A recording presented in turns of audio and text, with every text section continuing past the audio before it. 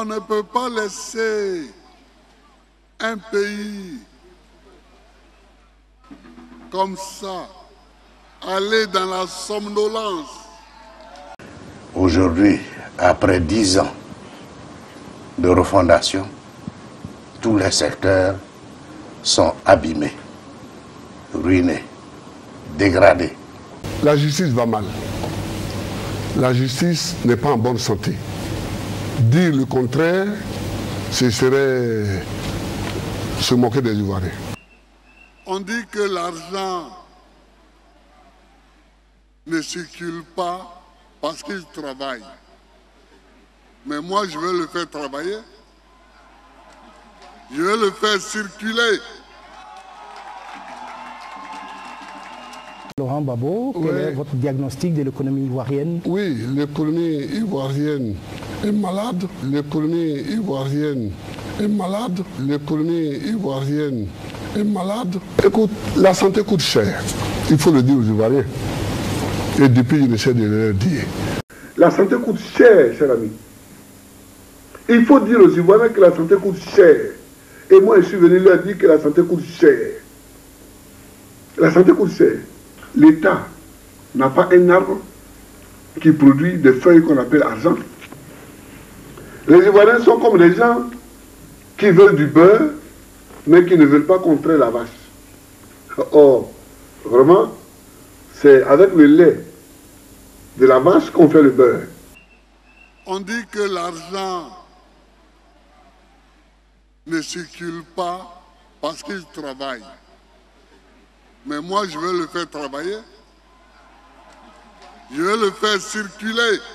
Sinon, en ce moment, nous sommes en train de chercher au moins 2 terrains. Mais je vous dis, pardon, tenez encore bon un peu. Je cherche un autre lieu, mais tenez encore bon un peu. Pardon, tenez encore bon un peu. Je cherche un autre lieu, mais tenez encore bon un peu. Aujourd'hui aussi, c'est un autre jour. Je veux bien aborder la crise du logement en Côte d'Ivoire. Comment comptez-vous faire pour qu'un grand nombre d'Ivoiriens ait accès aux constructions maisons? La crise du logement, elle est générale. J'essaie de pousser des jeunes Ivoiriens à créer des entreprises pour construire des bâtiments, mais... Vous pouvez dire rapidement un mot sur ce que les Ivoiriens ont appelé Melcro, le carrefour de l'Indénié qui offre une image... Oui, je peux dire un mot. Qu'est-ce qui n'a pas marché? Qui devait faire quoi qui n'a pas fait? Oh, moi, je ne suis pas là pour accuser un tel ou un tel. Non, non, non. Je me demande même s'il ne faut pas refaire les échangeurs pour les faire passer plus haut et les faire passer ailleurs. Mais c'est ça qu'il faut faire. Monsieur le Président, quand on parle d'école aujourd'hui, ce ne sont pas les mots qui manquent. On parle des pannes, des ruines, des désastres. Il y a véritablement un malaise. Que faut-il faire pour guérir l'école ivoirienne aujourd'hui? Le 18 août 1977, Houphouët-Boigny a été obligé de prendre un décret de 72 articles pour réformer l'école. L'école était déjà malade. Nous ne datons pas les difficultés de l'école. Bon. Maintenant, que faut-il faire pour qu'elle sorte de cette situation? Il est important que tous les Ivoiriens comprennent cela. Parce qu'il y en a qui parlent comme si ça datait d'hier. Mais ils étaient au gouvernement quand il y a eu l'école, l'enseignement télévisuel, qui a produit des effets catastrophiques. Aujourd'hui, après 10 ans de refondation, tous les secteurs sont abîmés. Notre cadre de vie est malsain. Et sale. Bon, et sale. je vous faites l'expression. Pollué. Quelle est votre politique? Puisque vous le savez si bien. Quelle est votre politique? Je sais tout ça, madame. Je sais que c'est sale, que c'est pollué, mais il y a Abidjan et puis il y a les autres villes. J'ai formé une équipe qui étudie le problème. Après les élections, nous allons nous attaquer à ça. On ne peut pas laisser un pays comme ça aller dans la somnolence. Aujourd'hui, après 10 ans de refondation, tous les secteurs sont abîmés. Pas d'eau dans les robinets du CHE de Divo. Pénible donc pour le personnel d'exercer au mieux son travail. Cette situation perdure depuis des années. Les populations de Divo lancent un vibrant appel aux bonnes volontés, aux autorités de la ville, afin que la pénurie d'eau à l'hôpital de Divo trouve solution dans un délai raisonnable. Vous convenez avec moi que l'eau est source de vie. Et aujourd'hui, au CHR de Divo, c'est une denrée rare. J'ai l'impression que c'est un fétiche, c'est un mauvais gris-gris dont la présence au CHR de Divo va contribuer à ruiner toute l'administration. Et j'en appelle, n'est-ce pas, à l'attention des autorités qui le réagissent. L'affaire de l'eau ici, là, c'est grave. Tu es malade, tu es à l'hôpital, tu n'as pas l'eau pour te laver, pour boire, donc c'est pas bien. Donc, ils n'ont qu'à essayer de nous aider. C'est impensable, parce que un CHR, je veux dire que c'est ça qui gère toute la région. Et s'il n'y a pas d'eau, il n'y a pas d'eau potable pour les malades qui y viennent, c'est que vraiment, c'est grave. Dans cet hôpital, le plateau technique est défaillant et baigne dans un environnement insalubre. La seule ambulance de l'hôpital ne se porte pas bien. On dit que l'argent ne circule pas parce qu'il travaille. Mais moi, je veux le faire travailler.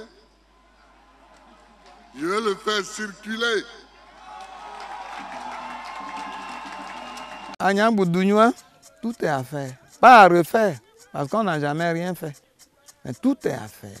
Tous les secteurs sont à reprendre. Je n'augmenterai pas un sou sur le salaire de quiconque. Donc les gens peuvent se mettre en grève.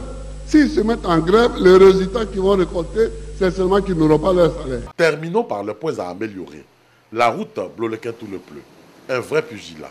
Le président du COJEP et son équipe ont dû mettre pied à terre à 5 reprises pour parcourir des kilomètres à pied afin de réduire le poids des véhicules pour leur permettre de traverser les nombreuses flaques d'eau, les nombreux lacs et seaux qui ont pris leur lit sur ce axe. Résultat, il faut 3h15 pour parcourir 59 km. On dit que l'argent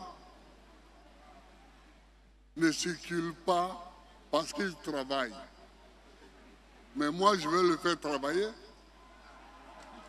Je veux le faire circuler.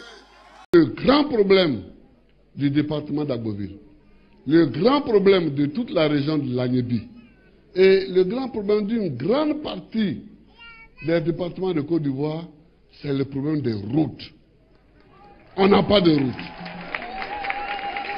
On n'a pas de route. On n'a pas de route. Pour aller à Séchi, c'est une catastrophe. Pour aller à Séchi, c'est une catastrophe. On peut faire à Boville, Séchi, 65 km, mais on peut faire facilement une journée. Mais c'est pas possible. Mais vraiment, on a beaucoup de souffrance, on a beaucoup eu la tort. Aujourd'hui, après 10 ans de refondation, tous les secteurs sont abîmés.